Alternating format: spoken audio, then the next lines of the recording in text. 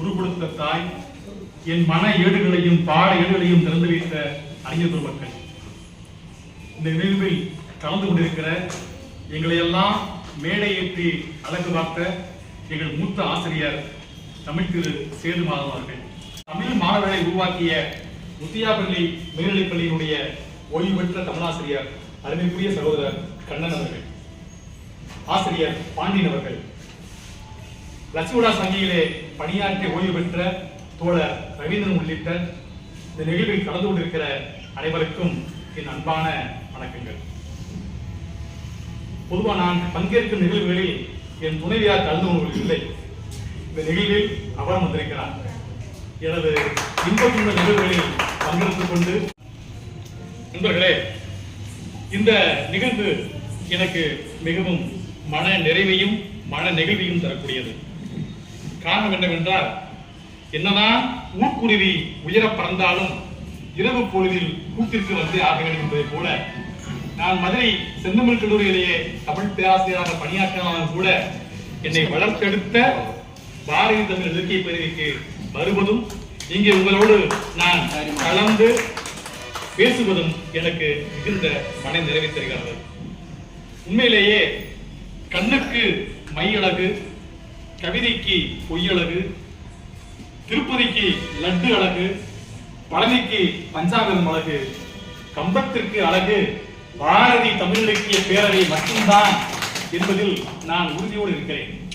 ஏனென்றால் நானும் பல்வேறு இலக்கிய அமைப்புகளில் இயங்கிக் கொண்டிருக்கிறேன். இருந்தாலும் தமிழக அரசு எடுத்த ஒரு மிகச்சிறந்த முடிவு, திருவள்ளுவர் பெருமையை பறைசாற்றுவதற்கு அது தேர்ந்தெடுத்த பாரதி தமிழ் இலக்கிய பேரவைதான் மிக பொருத்தமானது என்பதை நான் இந்த நேரத்திலே நினைவு கூற கடமைப்பட்டிருக்கிறேன். மிகச்சிறந்த உரையை வழங்கியிருக்கிற அன்பு சகோதரியார் குரும்பா உள்ளிட்ட அனைவருக்குமே எனது அன்பான வணக்கங்கள். கடந்த மாதம் தமிழகத்திலே ஒரு தேர்வு நடந்தது. முதுகலை பட்டதாரி ஆசிரியர்களுக்கான தேர்வு. கிட்டத்தட்ட 3 லட்சம் மாணவர்கள், ஆசிரியர்களாக வர வேண்டிய நண்பர்கள் அந்த தேர்வு எழுதினார்கள். மிக துயரமான செய்தி, அந்த தேர்விலே 85,000 உறுப்பினர்கள் தமிழ் பாடத்தில் தோல்வியடைந்திருக்கிறார்கள். கேட்பதற்கும் பேசுவதற்கும் துயரமாக இருக்கிறது. தமிழ்நாட்டில் பிறந்து தமிழ் பால் குறித்து தமிழ் மொழி பேசிய தமிழ்நாட்டில் 85,000 பேர் சாதாரணமானவர்கள் அல்ல, முதுகலை பட்டம் பெற்றவர்கள் தமிழ் பாடத்தில் தோல்வியடைந்திருக்கிறார்கள். இப்படிப்பட்ட இக்கட்டான சூழ்நிலையில் நாம் வள்ளுவரின் பெருமையை வெளியே கொண்டு செல்ல வேண்டிய அவசியம் ஏற்பட்டிருக்கிறது. கடந்த வாரம் என் நண்பர் வீட்டுக்கு சென்றிருந்தேன். அங்க ஒரு பாப்பா வந்துச்சு. அங்கிள், நீங்க ரொம்ப தைரியமானவரா?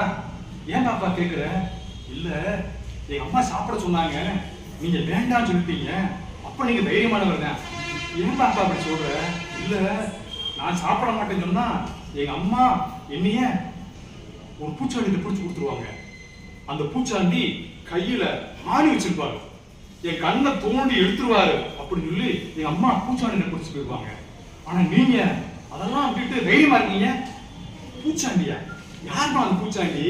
எங்க இருக்காரு? வாங்க காட்டுறேன். அழைத்து கொண்டு போய் காட்டினால் அது ஐயன் திருவள்ளுவர் படம். கை அது பரவாயில்ல, சின்ன பொண்ணு தெரியல. இப்ப நாங்க தமிழ் கல்லூரியில பேராசிரியரா இருக்கோம். வழக்கமா தமிழ் பாடத்துல ஒரு கேள்வி கேட்போம், வள்ளுவர் குறிப்பு உரைக. இவ்வளவுதான் கேள்வி, வள்ளுவர் குறிப்பு உரைக. எப்படி பதிலுக்கு பாருங்க. வள்ளுவர் இந்திய நாட்டில், தமிழ்நாட்டில் ஒரு அழகான ஊரில் ஒரு தந்தைக்கும் ஒரு தாயாருக்கும் மகனாக பிறந்தார். மிகவும் அழகானவர்.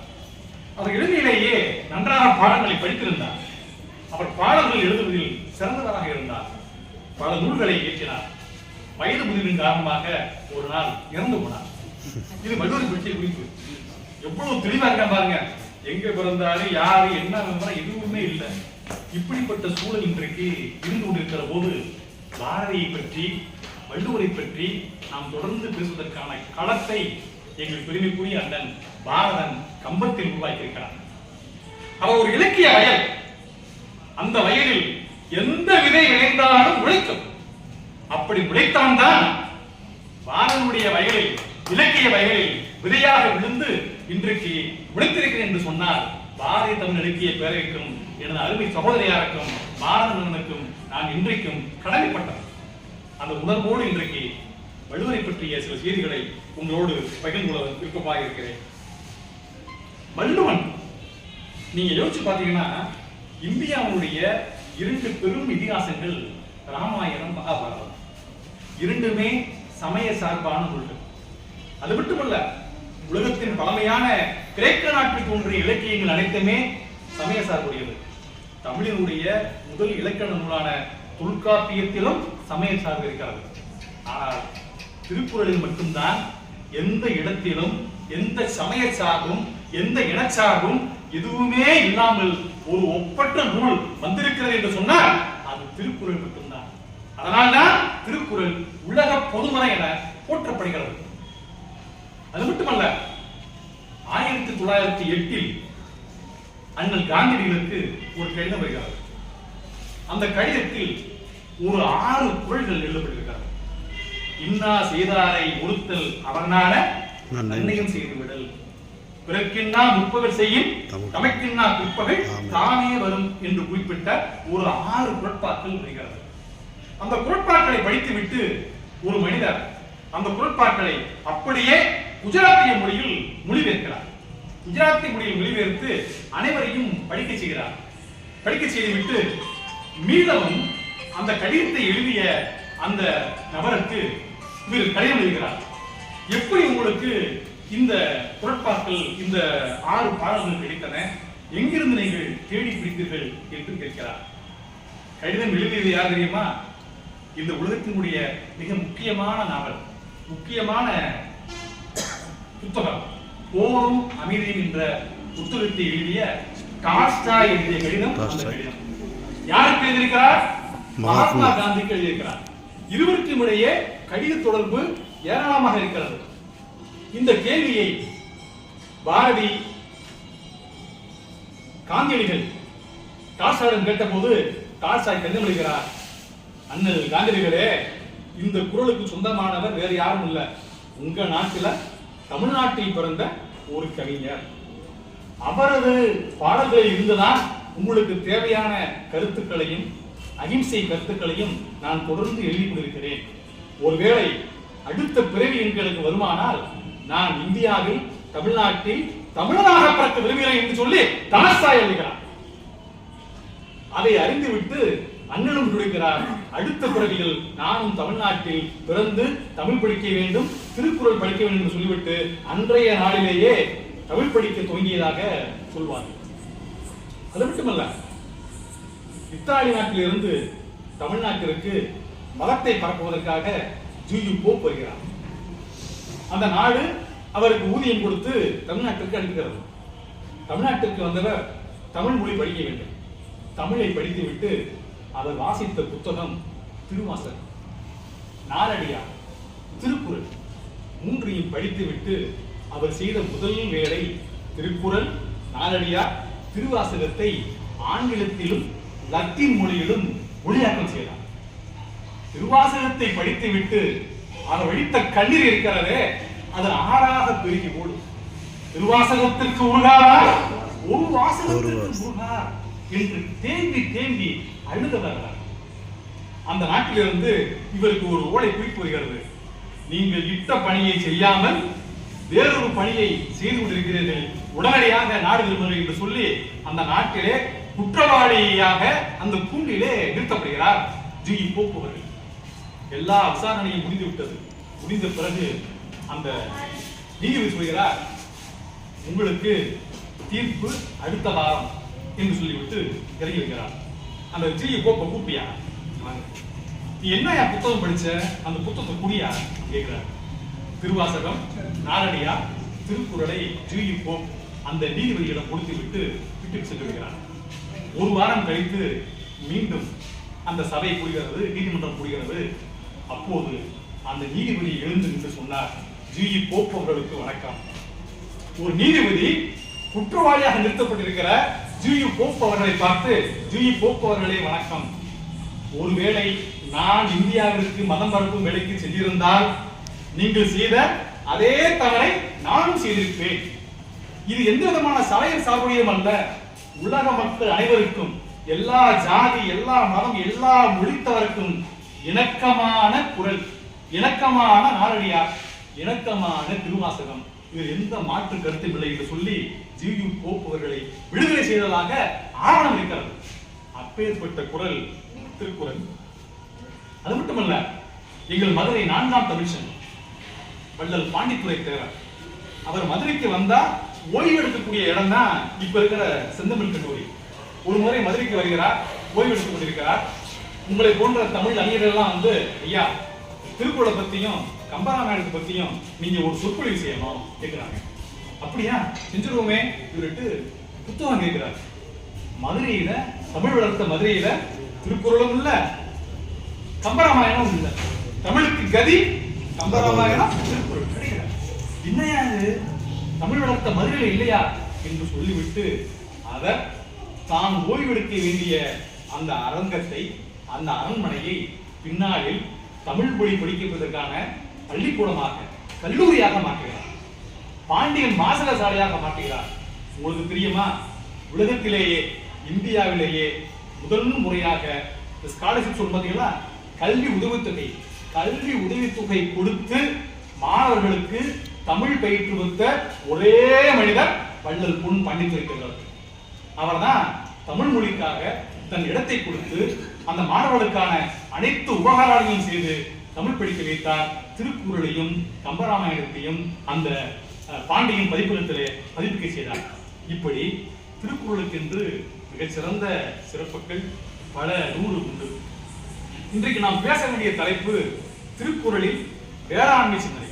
அதுதான் இன்னைக்கு வந்து தலைப்பாக இருக்கிறது.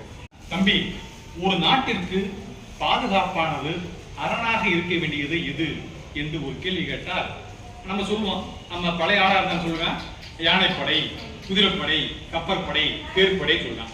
இன்னைக்கு இருக்கிற மாணவன் சொல்லுவேன், ஆயுத தொழிற்சாலைகள், பீரங்கி குண்டு, இதெல்லாம் இருந்தாக்கா நாட்டிற்கு பாதுகாப்பு என்று சொல்வார்கள். ஆனால் வள்ளுவன் சொல்கிறான், இருபுணலும் வாய்ந்த மலையும் வருபுணலும் வல்லரனும் நாட்டிற்கு உறுப்பு. இருபுணலும் வாய்ந்த மலையும் வருபுணலும் வல்லரனும் நாட்டிற்கு உறுப்பு என்று சொல்கிறார். என்ன பொருள் இது? ஒரு நாட்டிற்கு தேவை ஆற்று நீர், ஊற்று நீர் சரியாக பகிர்ந்து நிர்வகித்து விட்டால் அதுதான் அந்த நாட்டிற்கு மிகச்சிறந்த அரண் என்று சொல்கிறார். நமக்கு ஒரு சந்தேகமா இருக்கு, என்னையா ஒரு நாட்டிற்கு பாதுகாப்பு ஆற்று நீர், ஊற்று நீர், அருவி நீர் எப்படி சாத்தியமாக்கும்? நண்பர்களே, ஆற்று நீர், ஊற்று நீர், மழை அருவி நீரை மிக சரியாக பயன்படுத்தினால் அந்த நாட்டில் வேளாண்மை செழிக்கும்.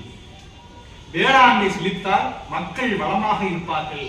வேளாண்மையும் மக்களும் வளமாக இருந்தால் நாட்டை காப்பாற்ற வேண்டிய மன்னன் சிறப்பாக ஆட்சி செய்வான். அதனால் தான் வள்ளுவன் சொன்னான், ஆற்று நீர், ஊற்று நீர், அருவி நீர் மூன்றும் சரியாக இருந்தால் நாடு மிகச்சிறந்த அரணாக இருக்கும் என்று சொன்னார். கேட்பதற்கு மிகவும் வியப்பாக இருக்கிறது.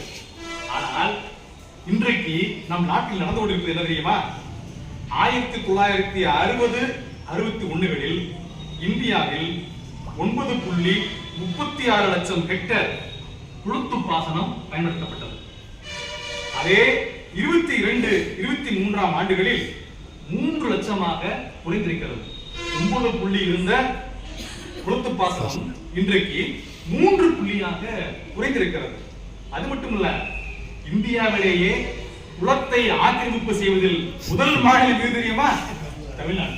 இதுதான் வேதனையான விஷயம். உங்களுக்கு தெரியும், 1 சென்டிமீட்டர் மழை பெஞ்சாலே சென்னை அப்படியே மிதக்குது. யாரும் வெளியே போக முடியல, உள்ள வர முடியல. நம்ம பிள்ளைங்க, நம்ம உறவினர்கள்லாம் சென்னையில் இருக்காங்கன்னா புறப்பட்டு, எப்படி இருக்க, நான் மேல அந்த இடத்துல இருக்கேன், எப்ப கீழே வரும் தெரியாது என்று பதறுகிறார்கள். காரணம் என்ன?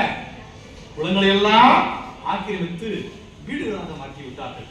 விளைநிலங்களை எல்லாம் வீடுகளாக மாற்றி விட்டார்கள். இதைத்தான் ஒரு துளிப்பாக்கறிஞன் சொன்னான், விளைந்து நிற்கிறது விளைநிலங்களில் வீடுகள், விளைந்து நிற்கிறது விளைநிலங்களில் வீடுகள்.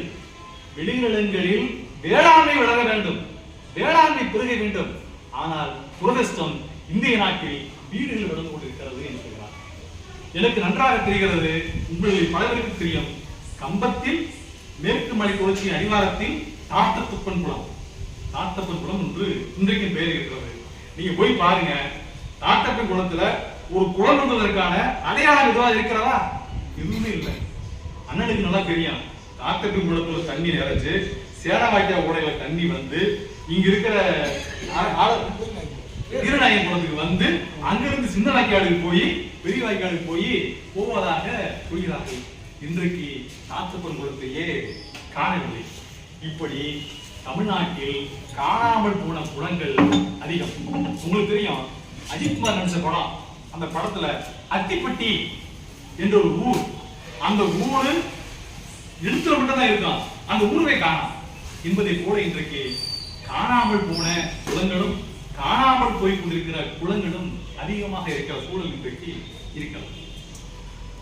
ஆசியா கண்டத்திலேயே ஏன் உலகத்திலேயே மிகப்பெரிய தேர் எது தெரியுமா? திருவாரூர் இருக்கிற ஆழித்தேர். அதற்கடுத்து தமிழ்நாட்டில் இரண்டாவது மிகப்பெரிய தேர் திருவில்லிபுத்தூர் தேர், மூன்றாவது தேர் நெல்லையப்பர் கோயில் இருக்கக்கூடிய தேர். மிகப்பெரிய தேர்தல் இருக்கிறது நம் வீரபாண்டி, நம்ம கம்பரா பெருமாள் கோயில் இருக்கக்கூடிய சிறிய தேர்தல் இருக்கிறது. உங்களுக்கு நன்றாக தெரியும், அச்சாணி இல்லாததே முச்சானும் ஓடாது, அச்சாணி இல்லாததே முச்சானும் ஓடாது. எப்படி மிகப்பெரிய தேர்களுக்கு மிகச்சிறிய அச்சாணி ஆதாரமாக இருக்கிறதோ, அதே போல இந்த நாட்டில் இந்த உலகத்தில் மிகப்பெரிய தொழில்கள் நடக்கின்றன. ஆயுத தொழில், கல்வி, வேளாண்மை, வழக்கறிஞர், ஆசிரியர், மருத்துவம் என்று மிகப்பெரிய தொழில்கள் எல்லாம் நடக்கின்றன. அனைத்து தொழில்களிலும் உங்களை போன்ற என்னை போன்ற மக்கள் பணியாற்றி கொண்டிருக்கிறார்கள். இந்த மக்கள் அனைவரையும் இந்த தொழில்கள் அனைத்தையும் காப்பாற்றுபவர்கள் யார் தெரியுமா? அவர்கள் தான் வேளாண்மை செய்கிற விவசாயிகள், உழவர்கள். இதனை கருத்தில் கொண்டுதான் நம் தகப்பன் வள்ளுவன் சொன்னான், உழுவா உலகத்தார்க்கு ஆணி அட்டாற்றாது எழுவாரை எல்லாம் பொறுத்து. எப்படி தேருக்கு அச்சாணி மூலமாக இருக்கிறதோ, அதே போல இந்த உலகம் இயங்குவதற்கு விவசாயிகள், வேளாண்மை தொழில் முதன்மையாக இருக்கிறது என்று சொல்கிறார். அது மட்டுமல்ல, அவர் இந்த உலகத்தினுடைய தொழில்களில் எல்லாம் முதன்மையான தொழில் எது? முதன்மையான தொழில் எது? தமிழறிஞர் வெள்ளைவாரனார் தனது கட்டுரைக்கு குறிக்கிறார், உழவுத் தொழிலுக்கு உழத்தல் என்று பெயர் வருகிறார். உழத்தல் என்று பெயரை குறிக்கிறார். உழத்தல் என்ற வார்த்தைக்கு என்ன பொருள் என்று நீங்கள் அகராதியை தேடி பார்த்தால், உழத்தல் என்ற வார்த்தைக்கு இடைவிடாது உயிர்ப்போடு இயங்கி கொண்டிருத்தல் என்று அர்த்தம். என்ன இடைவிடாது உயிரோடு இயங்கி கொண்டிருப்பது? நீ பாருங்க, ஒரு விவசாயி மழை இப்ப பெய்யும் பார்த்துட்டே இருக்கும். மழை பெஞ்ச உடனே உழவடை செய்யணும். உழவடை செஞ்சுட்டு நாற்று நடணும், அப்புறம் நாற்று பொருங்கணும், நாற்று பாவணும், களை அடிக்கணும், மருந்து அடிக்கணும், சரியான நேரத்தில் பார்த்து அறுவடை பண்ணணும், அதை களத்து கொண்டு போகணும். அவங்களுடைய வேலையை பார்த்தீங்கன்னா சக்கரம் போல ஈங்கி கொண்டே இருக்க வேண்டிய வேலை உழவனின் வேலை. அது நம்ம பகுதியை பொறுத்த வரைக்கும், நம்ம கேக்கப்பட்டி சுருளிப்பட்டிலாம் பார்த்தீங்கன்னா காலையில் 5 மணி 6 மணிக்கு தான் அந்த முண்டித்தோப்பு போவாங்க, நம்ம விவசாயம் போவாங்க. என்ன விஷயம்னா, அந்த வெயில் அடிக்கிறதுக்குள்ள ஒரு மருந்து அடிச்சு முடிச்சிடும். அப்ப காலையில நீங்க போனாக்கா அங்க என்ன நோய் வந்துட்டு தெரியும் நமக்கு. அப்ப இப்படி இடைவிடாது ஈங்கி கொண்டிருப்பவர்கள் விவசாயிகள், வேளாண்மை பெருமக்கள் என்பதனால் அது சொல்றாரு, சுழன்றும் ஏற்பின்னது உலகம், அதனால் உழந்தும் உலகே தலை. உலகத்தினுடைய முதன்மையான தொழில் எது? அது உழவு தொழில் மட்டும்தான். மற்ற எல்லா தொழில்களும் அதை விடுத்து விட்டு பின்னால் இருக்கக்கூடிய தொழில் என்று வள்ளுவன் சொல்கிறார். இதைத்தான் நம்மளோட மருதுகாசி பாடினார், கடவுள் என்னும் முதலாளி கண்டெடுத்த தொழிலாளி விவசாயி விவசாயி என்று மருதுகாசி தமது பாடலிலே குறிக்கிறார். இந்த விவசாயி எப்படிப்பட்டவன்?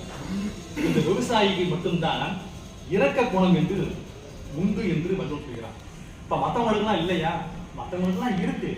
இருந்தாலும் இந்த உழவனுக்குத்தான், இந்த வேளாண்மை செய்யக்கூடியவனுக்குத்தான் இரக்க குணம் அதிகமாக இருக்கிறது.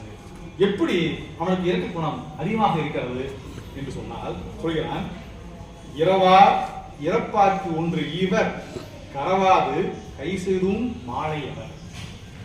இவன் தான் தனக்கு தேவையான உணவை தானே உழவு செய்து உற்பத்தி செய்து வைத்துக் கொள்வான். தனக்கு தேவையானது போக மீதம் இருப்பதை இந்த சமூகத்திற்கு எடுத்து கொடுப்பான். இன்னும் சொல்றாரு, எந்த காரணத்தை கொண்டும் எவரிடத்திலும் போய் இறந்து நிற்க மாட்டான், பிச்சை கேட்க மாட்டான். இந்த விவசாயி சுயமரியாதை உடையவன் என்று சொல்கிறார். இப்ப நீங்க யோசிச்சு பாருங்க, ஏன் விவசாயி சுயமரியாதை உடையவன்? நீங்க நினைச்சு பாத்தீங்கன்னா, இன்றைக்கு இந்தியாவில் ஆண்டுக்கு சராசரியாக 10,000 விவசாயிகள் தற்கொலை செய்து கொள்கின்றனர். ஏன் தற்கொலை செய்யறேன்? சாப்பிட்ட போய் நாத்து நடந்தான் 10,000 ரூபாய் தாங்கன்னு வாங்குறேன், பணம் வாங்கிட்டேன், வேலை செஞ்சுட்டேன், வெள்ளாம விளையில எல்லாமே நனைஞ்சு போச்சு, திரும்ப நான் குடும்பம் கொடுக்க வேணாமா? அதை கேட்பதற்கு முன்னாடியா என்ன பதில் சொல்றது? இப்படி தன் உயிரை சுயமரியாதை காக்க மாய்த்துக் கொண்டவர்கள் புள்ளி விவர கணக்கு இந்தியாவில் ஆண்டுக்கு சராசரியாக 10,000 பேர் தற்கொலை செய்து கொள்கிறார்கள். இது திருக்குறளை மட்டுமல்ல, நீங்க பெரிய புராணத்தை பார்க்க, பெரிய புராணம் சேக்கிழார் எழுதிய பெரிய புராணத்துக்கு ஒரு நீங்க படிச்சிருப்பீங்க. 63 நாயன்மார்களும் சிவத்துண்டு செய்தார்கள். அதனால் அந்த சைவர்கள் சிவபுராண பெரிய புராணத்தை போற்றி புகழ்வதாக சொல்வார்கள். அது அல்ல, நீங்கள் 63 நாயன்மார்களும் செய்த ஒரு பொதுவான செய்தி, ஒரு பொதுவான வேலை எது தெரியுமா? ஒவ்வொருவருமே ஒவ்வொரு நாளும் தன் வீட்டிற்கு எவரையாவது அழைத்து வந்து, குறிப்பிட்ட வார்த்தை எவரையாவது, பெயர் முகவரி தெரியாத ஒருவரை அழைத்து வந்து அவருக்கு உணவு கொடுத்து அவர் வயிறு நிரம்பிய பிறகுதான் அவர்கள் உண்பார்கள். நீ நம்ம இருக்கான், என் மாப்பிள்ள வந்துட்டாரு, என் மச்சினை வந்துட்டாரு, சொந்தக்காரங்க வந்துட்டாங்க, அவங்களுக்கு நீ ஞாயிற்றுக்கிழமை கறி எடுக்கணும், மட்டன் எடுக்கணும், அது உதவி கிடையாது, அது தொண்டு கிடையாது. தனக்கு யாரென்றே தெரியாத ஒருவரை அழைத்து வந்து வீட்டிற்கு வைத்து அவருக்கு உணவு கொடுத்து அவரை உண்பித்து அனுப்புவது பெரிய புராணத்தினுடைய பொதுவான செய்தி. அதனால்தான் பெரிய புராணம் இன்றைக்கும் போற்றப்படுகிறது. அந்த பெரிய புராணத்தில் ஒரு காட்சி, இளையான்குடி மாறனார் என்கின்ற ஒரு நாயனார் இளையான்குடியில் படிக்கும் போது ஒரு சார் இருந்தாரு. அவர் பேரே வெரி குட் ராமசாமி. என்ன சொன்னாரு? Very good very good very good. எங்களுக்குதான் ஒரே சந்தோஷம். நம்ம தப்பா சொன்னாலும் வெரி குட் வெரி குட். நம்ம தப்பா சொன்னதும் கூட வெரி குட் சொல்றாங்க அப்படின்னு சந்தோஷமா இருக்கும். அப்படிதான் அவர் ஒரு காலையில் போன் வந்துச்சு. உங்க வீட்டுக்காரமாவோட சொந்தக்காரங்க தவறி போனாங்க.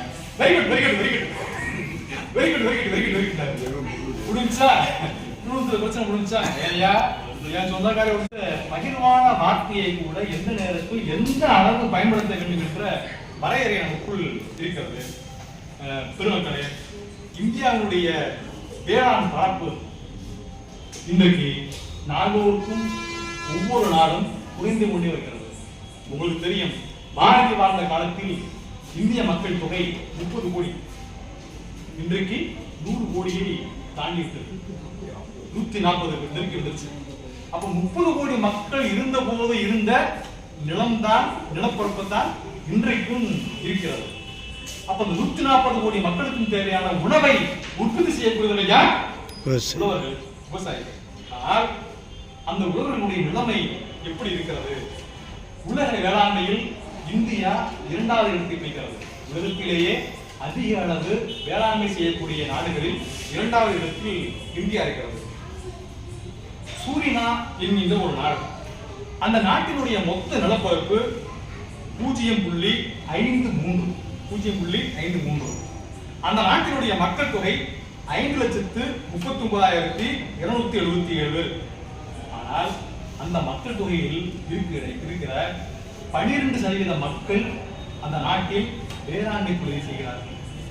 காரணம் என்ன? தங்கள் நாட்டு மக்களுக்கு தேவையான உணவை நாமே உற்பத்தி செய்ய வேண்டும் என்ற எண்ணத்தோடு உற்பத்தி செய்கிறார்கள். அதே போன்று பனிப்பாறைகள் நிறைந்த ஒரு நாடு, அந்த நாட்டுக்கு பேரு கிரீன்லாந்து, பச்சை நாடு என்பதற்கு பெயர். பனிப்பாறைகள் சூழ்ந்த அந்த கிரீன்லாந்தினுடைய மொத்த நிலப்பரப்பு 0.6.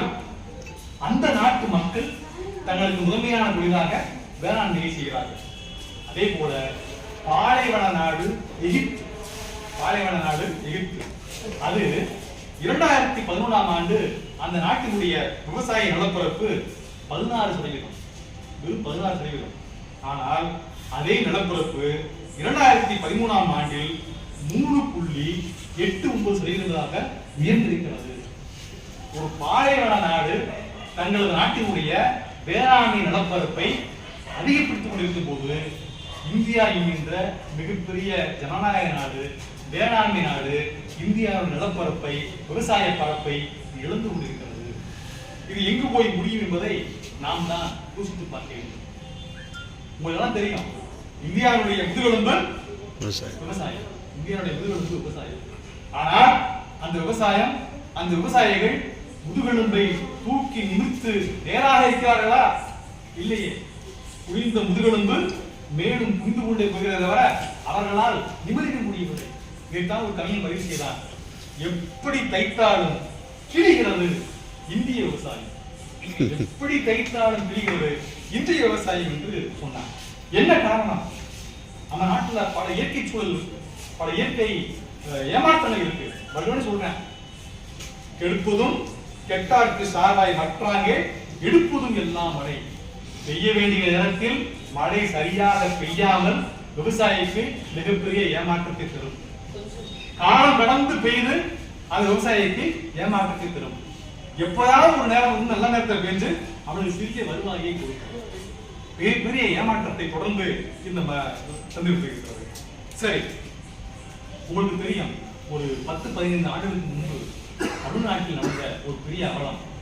பெய்ய வேண்டிய நேரத்தில் மழை சரியாக பெய்யாமல் டெல்டா மாவட்ட விவசாயிகள் எலிக்கரியை தின்று மீன் பிடித்தார்கள் என்பது மிகவும் வருத்தத்தோடு பதிவு செய்ய முடியும். ஆனால் இந்த தேசத்தை ஆளக்கூடிய எப்படி சொல்றது, சார் ரெக்கார்ட் பண்றாரு, அனுப்புறாரு. இந்த தேசத்தினுடைய அரசு என்ன செய்கிறது என்று சொன்னால், கார்பரேட் பெரிய பெரிய முதலாளிகளுக்கு ஆதரவாக செயல்பட்டுக் கொண்டு அவர்களுக்கு மானியங்களை அறிவிக்கிறது, அவர்களது கடனை தள்ளுபடி செய்கிறது. ஒரு மிகப்பெரிய நிறுவனம் ரெய்டு போது நடக்குது, மறுநாள் அந்த நிறுவனம் ஒரு கட்சிக்கு மிகப்பெரிய தொகையை நன்கொடையாக தருகிறது. அந்த ரெய்டு காணாம போது அந்த ஆண்டினுடைய மிகச்சிறந்த தொழில் நிறுவனமாக அது அறிவிக்கப்படுகிறது. அந்த தொழில் நிறுவனம் வாங்கிய கடன் ரத்து செய்யப்படுகிறது. ஆனால் இந்த தேசத்துடைய முதுகெலும்பு, இந்த தேசத்துடைய விவசாயி அவன் பட்ட கடனை அடிக்க முடியாமல், திரும்ப செலுத்த முடியாமல், அப்போது சொன்னேன், ஆண்டிற்கு 10,000 விவசாயிகள் தற்கொலை செய்து கொண்டிருக்கிறார்கள். இவர்களை காக்க வேண்டிய பொறுப்பு யார் பொறுப்பு? இப்ப பேங்க்ல போய் ஒரு சாதாரண விவசாயி தன் கையில் இருக்கிற மோதிரம், தோடு இதெல்லாம் அடகு வச்சுட்டு இருந்தேன். பேங்க்ல போய் அந்த நகை கடனை கூட கணக்கு வச்சிட்டாங்க. அந்த கடனை போய் அந்த நகைக்கு பில் கொடு, ரசீது கொடு. இப்ப என்கிட்ட இந்த மாசம் திருப்ப முடியல சார், அதை அப்படியே திருப்பி வச்சுக்கோங்க சார். அந்த ரயில் சாருக்கு தெரியும், இந்த கடனை அப்படியே திருப்பி வச்சுக்கோங்க சார், வட்டி முதலம் போட்டு இன்னொரு வேலை வச்சுக்கலாம். ஆனா இப்ப அப்படி இல்லை. நான் 3 லட்சம் ரூபாய்க்கு கடன் வாங்கியிருந்தா 3 லட்சம் ரூபாய்க்கு யாராவது வட்டிக்கு கடன் வாங்கிட்டு போய் அந்த நகையை திருப்பணும். திருப்ப முடியுமா? பிள்ளைகளுக்காக பார்த்து பார்த்து சேர்த்து வைத்த 1 கிராம் 10 கிராம் 1 பவுன் நகை கூட இன்னைக்கு வங்கியில அட வைக்க முடியல. இந்த விவசாயி இன்னமும் துரத்தப்பட்டு கொண்டிருக்கிறான். இதெல்லாம் பார்த்துருந்தேன். டெல்லியில விவசாயிகள் போராட்டம் நடந்துச்சு. கிட்டத்தட்ட 1 மாசம் 2 மாசம் நடந்துச்சு. நடிகரை பார்க்க நேரம் இருக்கு, நடிகையை பார்க்க நேரம் இருக்கு, மற்றவங்க பார்க்க நேரம் இருக்கு. ஆனா இந்த அரசுக்கு யாரை பார்க்க நேரம் இல்லை, விவசாயிகளை பார்ப்பதற்கு நேரம் இல்லை. சத்தம் பணிகளையும் மழைகளையும் நனைஞ்சு சத்தம். இன்றைக்கும் அந்த விவசாயிகளுடைய நிலைமை அப்படித்தான் இருக்கிறது. வள்ளுவர் இதெல்லாம் பார்த்துட்டு தான் எச்சரிக்கை நினைக்கிறார். பல குடும்பங்கள் நம்மளுடைய பக்கத்தில் இருக்கிற கிராமங்கள்ல விவசாயம் செய்ய முடியாம தங்களது விளைநிலங்களை எல்லாம் வித்துட்டு ஊழல் காரியங்களுக்கு வெளியூருக்கு இருக்காங்க. திருப்பூர், கோயம்புத்தூர் இடப்பட்டாங்க. நம் கம்பத்தினுடைய கவிஞன் மாயவன் ஒரு கவிதை எழுதினான். ஊரை காலி செய்வதற்கு முன் கடைசியாக சாப்பிட்டோம் விதை நெல் சோறு. போச்சு, எல்லாம் போச்சு, ஊரை விட்டு போறோம், விதை நெல்லை வச்சுட்டு நாங்க சாப்பிட்டு ஊரை காலி விட்டு போனோம் என்று சொல்கிறான். இன்றைக்கு அந்த சூழல் நடந்து கொண்டிருக்கிறது. வள்ளுவர் சொல்றாரு, இதுக்கெல்லாம் சேர்த்து வள்ளுவர் ஒரே ஒரு சொல்றாரு, நாடோறும் நாடி முறை செய்யா மன்னன் நாடோறும் நாடு கெடும். ஒவ்வொரு நாளும் நாட்டு மக்களுடைய பிரச்சனைகளை கவனித்து தீர்வு காணாவிட்டால் அந்த நாடும் கெடும், அந்த நாட்டை ஆகிற மன்னனும் கெடுவான். இது யாருக்கு? இந்த வேளாண்மை மக்களை, இந்த விவசாயிகளை கவனிக்காத அரசு வீணா போகும் என்று சொல்லி வள்ளுவன் இப்படிலாம் நடக்கணும் தெரியுமா? யோசிச்சு பாருங்க. இப்படிலாம் ஒரு ஆட்சி நடக்கும், இப்படிலாம் ஒரு விஷயம் நடக்கும் தெரியுமா? தெரியுதோ தெரியாமலோ வள்ளுவன் அதை பதிவு செய்திருக்கிறான். நீங்க பாருங்க, இப்ப டெல்டா மாவட்டங்கள்ல அந்த வெள்ளஜ நெல்லு வீதியில் இருக்கு சார். ஒரு நாள் 2 நாள் சார், ஒரு மாசம் கிடையாது சார். அப்படியே அழுது போகிறேன் சார். அந்த நெல்லை கொள்முதல் பண்ணி அங்க கொண்டு போனோம், அரசாங்கம் கொண்டு போனோம், வரமாட்டாங்க. அது அப்படியே முளைச்சு போய் கிடக்கு, வாங்கிறதுக்கு ஆள் இல்லை. ஒரு பெரிய கொடுமை என்னன்னா, அது ஈரப்பதம் அதிகமாயிடுச்சு, 12%, 21% இருந்தாலும் வாங்கிக்கிறலாம் அப்படின்னு சொல்லி சொல்றதுக்கு ஒருத்தர் இங்க இருந்து டெல்லிக்கு கடிதம் வந்துட்டாரு. எங்க நாட்டு விவசாயிகளுடைய விவசாய விளைநிலம் 12% அடைஞ்சு போச்சு, நீங்க வந்து நீங்க பார்த்து ஆய்வு பண்ணி வாங்கிட்டு போங்க. நீ என்ன பண்ற? நீ என்ன பண்ணிட்டு இருக்க? நீ எடுக்கலையான விவசாயிகள் வாங்க முடியாத ஒரு நகைச்சுவை ஒண்ணு சொல்லிப்பாங்க. ஒரு பாட்டிக்கு காலில் புண்ணு, மருத்துவர் சொன்னாரு, நீ ரொம்ப செலவு பண்ண வேணாமா, கடற்கரைக்கு போய் கடல்ல போய் அந்த புண்ணை நீங்க வச்சுட்டீங்கன்னா அந்த உப்பு தண்ணி போட்டு அந்த புண்ணு ஆறிடும் அப்படின்னு சொல்லி சொல்லுங்க. சரிஞ்சு விட்டு இந்த அம்மா கடற்கரைக்கு போயிருக்கு. கடற்கரைக்கு போனோம், அங்க இருந்த காவல்காரரை பார்த்துட்டு, ஏய் என்ன பண்ற, இந்த மாதிரி தம்பி தப்பு, இதுக்கெல்லாம் அனுமதி வாங்கணும். யார்கிட்ட போன அனுமதி வாங்கணும்? நீ சுற்றுச்சூழல் துறை அமைச்சருக்கு போய் அனுமதி கடிதம் வாங்கி தந்தா உன்னை அலோ பண்ணு. நான் என்னப்பா சுற்றுச்சூழல் துறை அனுமதி போறது, நானே எழுதுறேன் அப்படின்னு சொல்லிட்டு எழுதி அங்க போட்டேன். மத்திய சுற்றுச்சூழல் அமைச்சருக்கு கடிதம் போயிடுச்சு. அவர் அங்கிருந்து பார்த்துட்டு, இந்த கடிதம் நெருப்புடையதல்ல, நீங்கள் அணுக வேண்டியது உங்கள் மாநிலத்தினுடைய சுற்றுச்சூழல் அமைச்சரை நீங்க பார்க்கணும் அப்படின்னு கடிதம் வருது. இந்த மாதிரி பாளையவடிக்கு மாநில சுற்றுச்சூழல் அமைச்சர்கிட்ட போய் பார்க்கறது. அவர் பார்த்துட்டு, இது நான் எடுக்கக்கூடிய சூழல்ல நீங்கள் உங்க மாவட்ட ஆட்சியரை பார்க்கணும். மாவட்ட ஆட்சியரை போய் பார்க்குறது. மாவட்ட ஆட்சியை பார்த்து, இதை நான் பார்க்க வேண்டியது இல்லை, உங்களுடைய கோட்டாட்சியரை பாருங்க. கோட்டாட்சியரை பார்த்தாச்சு. அவரு வட்டாட்சியரை பாருங்க, வட்டாட்சியரை பார்த்தாச்சு. அவரு கடைசியில உங்க வியூவோட பாருங்கம்மா, போங்கம்மா. அது கூட முன்ன ஆயிடுச்சு, முன்னு ஆயிடுச்சு. அப்ப ஒரு பிரச்சனைக்கு தீர்வு காண வேண்டிய இடத்துல இருக்கக்கூடிய ஒரு ஆளு அந்த பிரச்சனைக்கு தீர்வு காணாம அங்கவோ இங்கவோ சொல்லி இந்த வேளாண் பெருமக்களை, விவசாய பெருமக்களை அழைய விடுவது சரிதானா என்கின்ற கேள்வி நமக்குள் புரிகிறது. இப்படி ஊரை காய்ச்சல் போன அந்த விவசாய பெருமக்கள், இந்த தேசத்திற்கு உருளமாக இருந்த விவசாய பெருமக்களை காக்க வேண்டியது நம் கடமை. கைமயங்கின் இல்லை விளைவதும் விட்டோம் என்பார்க்கும் நிலை. இந்த நாட்டினுடைய மக்கள் எனக்கு எதுவுமே வேண்டாம் இங்கிருந்து போகக்கூடிய நிலை சாமியார போகும். எதுவுமே வேணாம்ப்பா, எனக்கு இல்ல குட்டி எதுவுமே வேணாம், நான் சாமியார போயிடுறேன் அப்படின்னு சொல்லி போனா கூட அந்த சாமியாருக்கு தேவையான உணவை, சிவனுக்கு தேவையான உணவை, இந்த உலகத்தில் வாழக்கூடிய உயிர்களுக்கு தேவையான உணவை வழங்கக்கூடிய பொறுப்பு யாரும் இருக்கிறது? வேளாண் மக்களிடம் இருக்கிறது. வேளாண் மக்களிடம் இருக்கிறது. அவருக்கும் தேவையான உணவை உற்பத்தி செய்ய வேண்டிய பொறுப்பு அவருக்கு இருக்கிறது. அப்பேற்பட்ட உழவர்களை, வேளாண் மக்களை காக்க வேண்டிய கடமையும் பொறுப்பும் நமக்கு இருக்கிறது. இதைத்தான் வள்ளுவன் தனது பரந்துபட்ட கொள்கை மான் சிறப்பு என்று சொல்லி ஒரு 10 குறள் வருது. வேளாண்மை உழவன் சொல்லி 10 குறள் வருது. எல்லா இடத்துலயும் பாத்தீங்கன்னா இந்த வேளாண்மை தொடர்பான குறளை அங்கங்கே பிரித்து விட்டு சென்றுகிறார். அற்புதமான நாளில் உங்களை எல்லாம் சந்திப்பதற்கும் உங்களோடு பேசுவதற்குமான வாய்ப்பை தந்த பாரதி தமிழ் இலக்கிய எனது அன்பான வணக்கங்களும் கொண்டு ஒரு சுற்று உலகம் முழுவதும் ஒரு சுற்றி வந்திருக்கிறார் என்கிறவர்கள் நிறைய செய்தி சொன்னார். திருவாசகத்தை கூட தொட்டார். ஜிவி போப் வந்து ஆங்கிலிக்கன் சபை என்று சொல்வார். இங்கிலாந்து நாட்டிலே இருப்பது ஆங்கிலிக்கன் கிறிஸ்துவ மதம். அங்க இருக்க மன்னருக்கு 2ஆம் கொண்டாடி இடணும், அது போப் அனுமதிக்கலை. அதனால அவர் உடனே ஒரு தனி இது வந்தது. அது ஒரு கதை, அதுக்குள்ள போகும். அதுக்கு ஆங்கிலிக்கன் அந்த பிஷப் தான் அவரை கூப்பிட்டு, தலைமை பிஷப் தான் கூப்பிட்டு, நீ எப்படியா இதை வாசித்த அந்நிய நூலை போய் மொழிபெயர்த்திருக்கேன். அவர் சொன்ன தம்பி சொன்னா இருப்பாரு,